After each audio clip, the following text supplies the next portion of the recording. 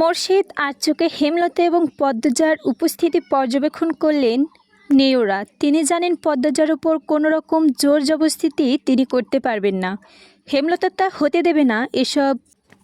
এসব তো আর বাইরের মানুষের সামনে বলা যায় না। মোরশেদ রশিদ ঘটককে নরম গলায় বললেন, থাকুক না, পড়ুক।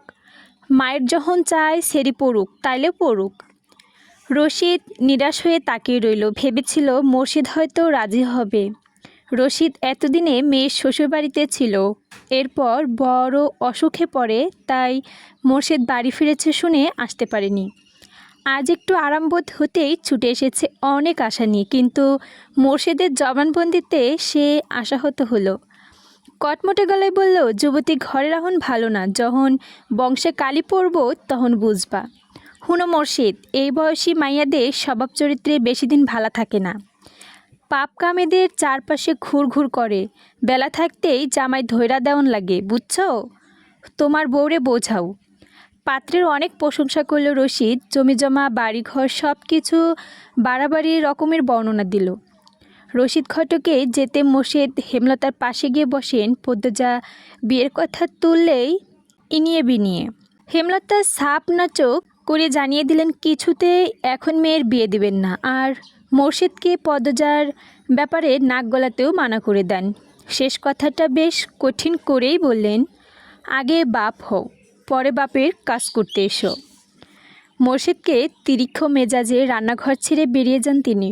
রগে রগে আর রাগ টকবক করছে। পদ্মজাকে বারান্দায় দেখে তিনি ঝাঁঝালো কণ্ঠে বললেন, সেরি যখন রূপ দিয়া নটি হইব তখন আমার ঠ্যাংটাও পাইবে না, এই সেরি মজা বুঝাইব। কথাটা শুনে পদ্মজার চোখ বেয়ে জল গড়িয়ে পড়ে। হেমলতাকে রান্নাঘর থেকে বের হয়ে আসেন মোরশেদ কিছুক্ষণ কঠিন কথা শোনাতে। পদ্মজা তখন দৌড়ে আসে, হেমলতার হাতে ধরে রান্নাঘরের ভেতরে নিয়ে যায়। মোরশেদ যতক্ষণ বাড়িতে থাকে তারও ততক্ষণ খুব ভালো লাগে। পূর্ণাপেমা কত খুশি হয়, বাড়িটা পরিপূর্ণ লাগে। সে চায় না বাবা ঝগড়া করে রাগ নিয়ে বাড়ি ছেড়ে চলে যাক। হেমলতার রাগে এক ঝটকায় মেয়েকে হাত ছড়িয়ে দেন, আর সহ্য হয় না মোরশেদকে। মানুষের কথায় ধরে নিয়ন্ত্রিত হওয়া বদমেজাজি একজন মানুষ মোরশেদ। ভালোটাও কখনো বোঝে না, মানুষের কথায় নাচে, সারাক্ষণ একটা বাক্যই যেন জপজপ করে, লোকে কি বলবে।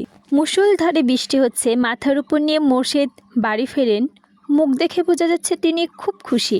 হেমলতাকে ডেকে বললেন, 1 মাসের লাইগা ঘর ছাইরা লাহারি ঘরে উঠা পড়ো। হেমলতা কিছু বললেন না। তার প্রশ্নবোধক চাহনি দেখে মোরশেদ বললেন, শুটিং করার লাইগা মাতবার বাড়ি যারা আইছে হেরার নাকি শুটিংয়ের জন্য আমার বাড়ি পছন্দ হয়েছে, বিরাট অঙ্কের টাকা দিব কইছে, আমিও কথা দিয়ে আইছি।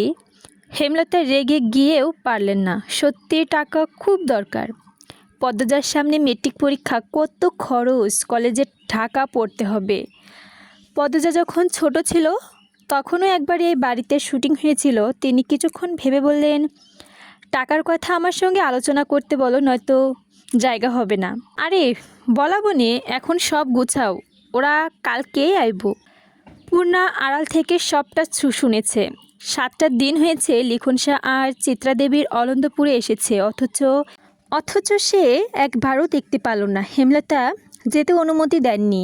পূর্ণা নামাজের পর দোয়া করে অনুনয় করে আল্লাহকে বলেছেন যেন লিখন শাহ আর চিত্রাদেবীকে স্বচক্ষে দেখতে পারে। আর এখন শুনছে তাদের বাড়িতেই নাকি আসছে। পূর্ণা মনে মনে খুশিতে সে মারা যাবে। বুকের ভেতরটা দম আটকে আসছে। পানি লাগবে, পানি।